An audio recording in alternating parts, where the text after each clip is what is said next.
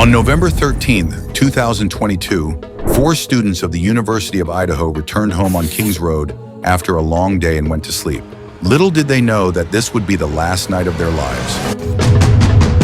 Around the same time, Bryan, a former student of Washington State University who was pursuing a PhD in criminology, set out toward their house. He entered the home through the sliding glass door at the back and brutally killed the 3 girls and 1 boy inside with a knife before fleeing to Pennsylvania.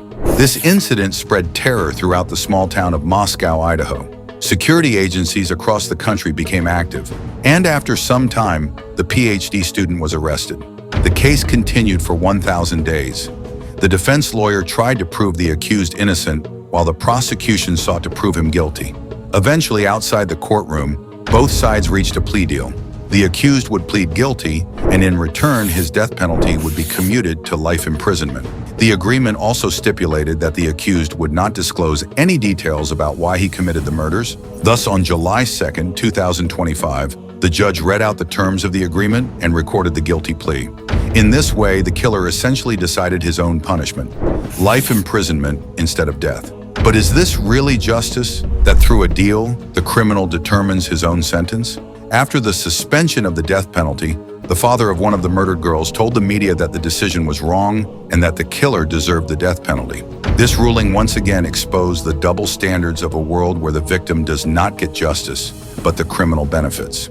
As a result of the decision, Bryan will get a room in prison, the government will feed him for life, and he will have access to exercise, TV, and books, while the parents of the 4 slain children will leave this world bearing the grief of their children's brutal murder. Civilized nations have, in effect, created killers with their own hands. 144 countries have suspended the death penalty. It is because of such unjust systems that criminals grow bolder and hesitate less before committing crimes.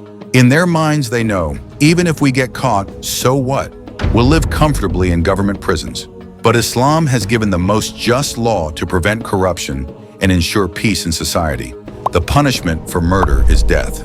Prescribed for you is retribution for those murdered. The Quran considers retribution essential for the survival of humanity.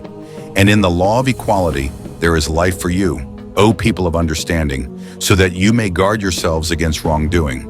The renowned Quran commentator Sayyid Abul Ala Maududi explains this verse. The Quran addresses the people of intellect, warning that in retribution lies the life of society. A society that spares the lives of those who do not respect the lives of others is in fact nurturing snakes in its sleeve.